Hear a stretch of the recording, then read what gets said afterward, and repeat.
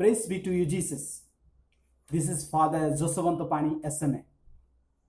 For the 18th Sunday, Cycle A, the theme I have chosen is God is our abundance.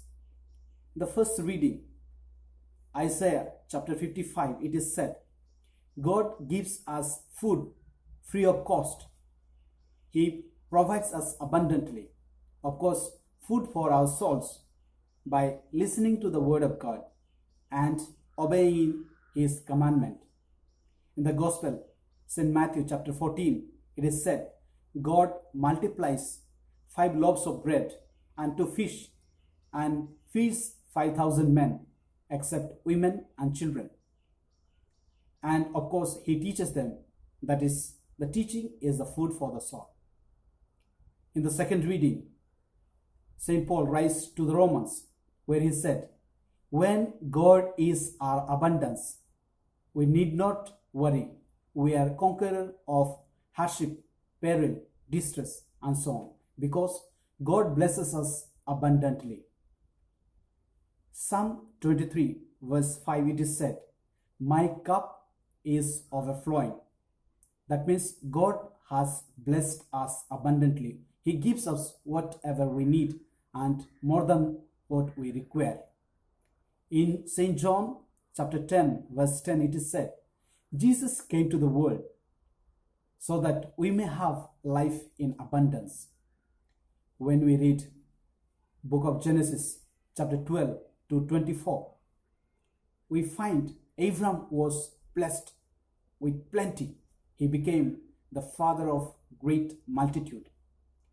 When we read chapters 41 to 48, we see Joseph. He also was blessed with plenty. The Egypt was overflowing with grains, and he became even second in command in Egypt. In the same case of King David, Solomon. There is a saying in Hindi, जब ईश्वर देता है छप्पर फाड़ के. That means when God gives, he gives plenty or abundantly. How do you know that God gives us or provides us abundantly in our lives? Abundance of lives come through the generosity of the people. Man is a social animal and he depends on others. We depend for our livelihood, for our everything on others. The generous people, they always generously share everything. There are so many NGOs, social services, so many institutions, so many orphanages, old age houses. So all these things teaches us that God is abundantly providing everyone to their needs. And we know the breath we are breathing is abundance of God. We don't pay. Everything what we have is free. Our life, our everything, whatever we have on earth is free. For nothing we pay. The second thing, God multiplies our works and blesses it. As he multiplies the bread, always he multiplies our work.